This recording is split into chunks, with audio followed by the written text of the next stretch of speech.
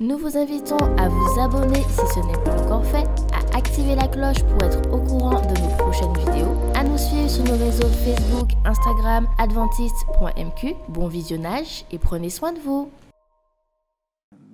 Mes salutations, chers auditeurs, chers internautes. Je suis très content de vous retrouver pour cette nouvelle présentation. Je voudrais, avant de commencer, prier avec vous. Notre Dieu, notre Père, nous voulons te remercier de ce que tu nous accordes la vie. Tu nous accordes aussi l'opportunité d'entendre ta sainte parole. Puisses-tu maintenant nous parler, puisses-tu ouvrir notre intelligence et nous confier ce message que tu as pour nous. Nous te prions au nom de Jésus-Christ. Amen. Chers auditeurs, lorsque nous parlons de tribunal ou encore de procès, eh bien, parfois nous avons une certaine crainte lorsque nous entendons parler de dossiers à traiter, de certains nombres de cas à considérer, et parfois nous parlons de cela avec une certaine inquiétude. Et l'inquiétude est d'autant plus forte lorsque nous entendons parler, par exemple, de bavures policières ou d'erreurs commises lors d'un jugement, et nous sommes un petit peu préoccupés. Malheureusement, il y a des gens qui se retrouvent parfois injustement emprisonnés. Mais lorsqu'il s'agit de la justice divine, il y a ce texte d'Hébreux chapitre 9, verset 27 qui dit ceci. Et comme il est réservé aux hommes de mourir une seule fois, après quoi vient le jugement, le livre des Actes aussi, chapitre 17, verset 31, nous dit ceci, parce qu'il a été fixé un jour où Dieu jugera le monde selon la justice par l'homme qu'il a désigné, ce dont il a donné à tous une preuve certaine en le ressuscitant des morts. Ecclésiaste chapitre 12, verset 16 parle aussi de jugement, car Dieu amènera toute œuvre en jugement au sujet de tout ce qui est caché, soit bien, soit mal. Quand il s'agit de jugement, d'un point de vue divin, nous pouvons et devons avoir l'assurance, la certitude que Dieu est un Dieu qui est juste et il ne commet aucune erreur. Les différents textes que nous avons mentionnés ici pointent nos regards vers une réalité qui est celle du jugement. En effet, le jour vient où l'humanité sera jugée. La Bible dit qu'il est donné à l'homme de vivre une seule fois, et après quoi vient le jugement. Ce jugement, effectivement, se fera après que Jésus soit revenu et après aussi un certain nombre de choses dont parle la Bible. Mais une chose est sûre, c'est que le jugement de Dieu aura bel et bien lieu et que Dieu ne commettra aucune erreur quand il s'agira de prononcer le jugement. Dans le livre de Daniel, chapitre 7, versets 9 et 10, nous lisons ceci. « Je regardais, pendant que l'on plaçait des trônes, et l'ancien des jours s'assit. Son vêtement était blanc comme la neige, et les cheveux de sa tête étaient comme de la laine pure. Son trône était comme des flammes de feu, et les roues comme un feu ardent. Un fleuve de feu coulait et sortait de devant lui. 1000 milliers le servaient, et 10 000 millions se tenaient en sa présence. Les juges s'assirent, et les livres furent ouverts. » Dans ce tribunal mentionné ici, il est ici question des anges qui sont des assesseurs. Car nous devons nous rappeler que notre vie sera passé en revue dans ce tribunal divin. Et les anges ont une fonction dans ce tribunal, dans ce processus du jugement. Les anges sont des assesseurs dans ce tribunal divin. Un assesseur, selon certaines définitions, peut être un juge qui assiste le président du tribunal et délibère avec lui. L'assesseur, chez les Romains, jurisconsulte qui avait pour mission d'éclairer les magistrats en vue de leurs décisions. Autre définition, sous l'Ancien Régime, c'est le juge qui suppléait le chef de la juridiction ou officier de justice adjoint qui assistait les juges. Donc, les anges ont cette fonction d'assesseur, cela peut se comprendre puisqu'ils sont témoins de ce que nous faisons. Depuis notre naissance jusqu'à notre mort, il y a un ange qui est là à nos côtés. Il y a les anges qui veillent et voient ce que nous faisons dans le public et aussi dans le privé. Dans le livre de 1 Corinthiens, chapitre 4, verset 9, nous lisons ceci, car Dieu, ce me semble, a fait de nous apôtres, les derniers des hommes, des condamnés à mort, en quelque sorte, puisque nous avons été en spectacle au monde, aux anges et aux hommes. Donc les anges sont ces êtres qui, en permanence, ont les yeux fixés sur nous et sur nos actions. Daniel chapitre 3, versets 13 à 14 dit ceci, « Je regardais pendant mes visions nocturnes, et voici, sur les nuées des cieux arriva quelqu'un de semblable à un fils de l'homme. Il s'avança vers l'Ancien des jours, et on le fit approcher de lui. On lui donna la domination, la gloire et le règne, et tous les peuples, les nations et les hommes de toute langue le servirent. Sa domination est une domination éternelle qui ne passera point et son règne ne sera jamais détruit. » Dans ce tribunal, eh bien, il y a un autre être qui s'approche et qui est semblable à un fils de l'homme. Et il s'avance vers l'Ancien des jours. Et on va lui donner la domination, la gloire et le règne et tous les peuples. Ce fils de l'homme, c'est Jésus. Il est aussi dans ce tribunal. Et dans ce tribunal, il y a un certain nombre de documents dont on va se servir pour mieux apprécier la situation de chaque personne et pour être mieux à même de prononcer un jugement équitable. Ce document, ce premier document, c'est le livre de vie, mentionné dans le livre d'Apocalypse, chapitre 13, verset 3. Dans ce livre, on y trouve les noms de tous ceux qui sont entrés au service de Dieu. Réjouissez-vous de ce que vos noms sont écrits dans les cieux. Luc 10, verset 20. Seuls pourront entrer dans la cité de Dieu ceux qui sont écrits dans le livre de l'agneau, l'agneau de Dieu. Autre registre ou document dont on se servira, c'est le livre de souvenirs. Il est écrit devant Dieu et dans lequel sont consignées les bonnes actions de ceux qui craignent l'Éternel et qui honorent son nom. Malachie chapitre 3, verset 16.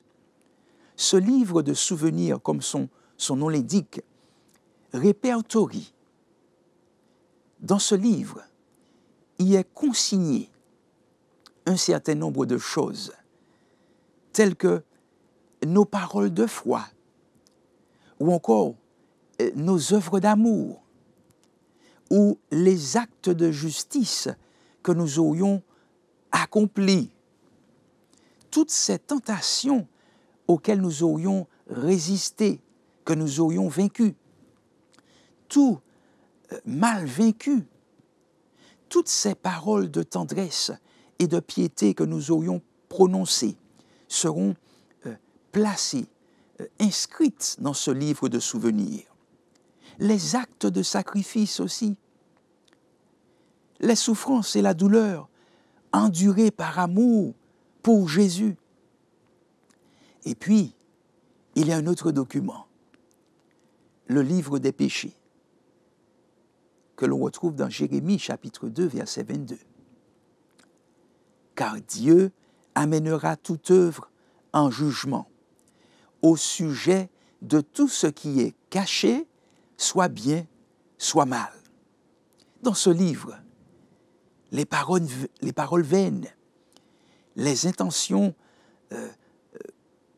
mal intentionnées secrètes, les mobiles non exprimés, les actes égoïstes, les devoirs négligés que l'on savait, mais que l'on a négligé de réaliser, les péchés secrets, les habiles dissimulations, les avertissements que Dieu nous aurait envoyés, mais que nous aurions négligés, les reproches, négliger les moments gaspillés, les opportunités non utilisées, l'influence exercée de manière négative. Nous devrions parler et agir comme devant être jugés par une loi de liberté. Ceux qui auront fait le bien ressusciteront pour la vie. Dans le livre de 1 Jean chapitre 2 verset 1, « Mes petits enfants, je vous écris ces choses afin que vous ne péchiez point. Et si quelqu'un a péché, nous avons un avocat auprès du Père, Jésus-Christ, le juste. Et il est lui-même une victime expiatoire pour nos péchés, non seulement pour les nôtres, mais aussi pour ceux du monde entier. » Nous comprenons que nous n'avons qu'une seule vie.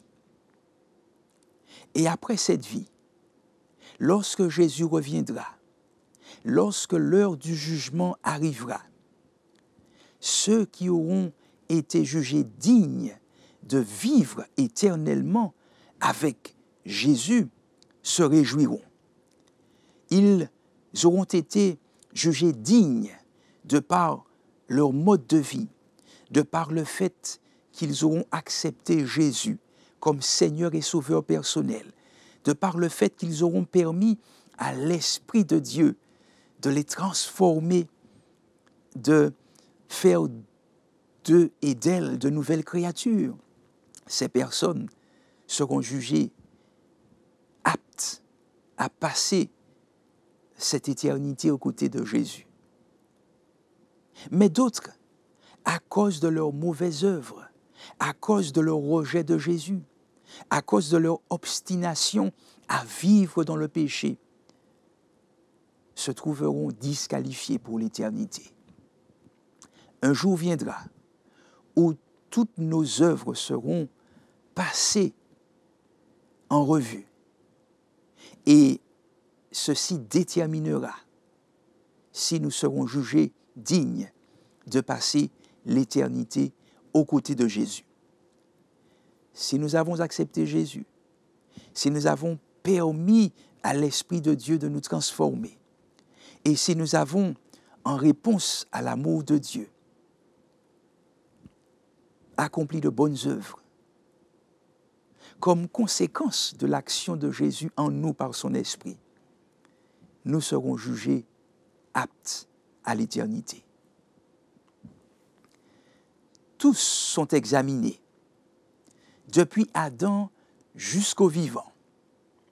Des noms sont parfois rejetés pendant ce jugement, à cause de péchés non confessés et donc non pardonnés. Les bonnes actions sont aussi effacées.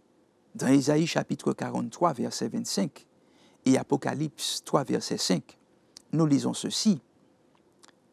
C'est moi qui efface tes transgressions pour l'amour de moi, et je ne me souviendrai plus de tes péchés.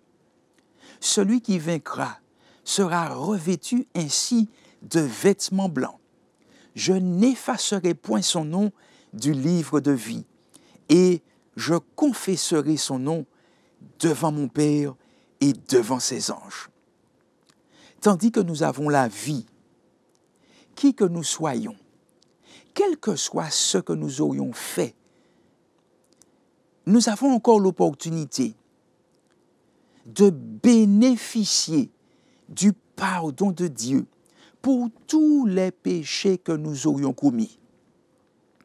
Pendant que nous sommes encore en vie, nous pouvons faire table rase du passé, d'un passé jalonné, ponctué par des actes de péché que nous n'aurions même pas osé partager avec d'autres personnes. Mais par la grâce de Dieu, nous avons encore la possibilité d'être lavés, d'être blanchis, d'être purifiés par le sang de l'agneau. Nous pouvons être jugés aptes à l'éternité, aptes pour passer l'éternité avec Jésus. Et c'est une bonne nouvelle.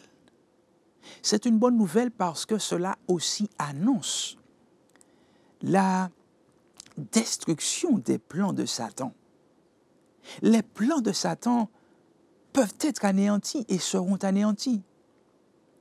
Car nous pouvons être totalement acquittés. Nous pouvons aussi avoir une place aux côtés de Jésus, recevoir une part de gloire divine. Nous devons nous rappeler que dans cette lutte cosmique entre le bien et le mal, dans ce combat entre ces deux forces, rappelons-nous que Jésus-Christ plaide, tandis que l'ennemi de nos âmes continue de nous attaquer. Le diable est celui qui injecte dans le cœur le doute. Il veut nous faire douter de l'amour de Dieu. Il veut nous faire croire que une fois que nous avons péché, ou à cause de notre passé de péché, nous n'avons aucune possibilité d'être rachetés, d'être lavés dans le sang de Jésus, d'être sauvés. C'est un mensonge. Il cherche à nous voiler la face de Jésus. Il accuse sans cesse.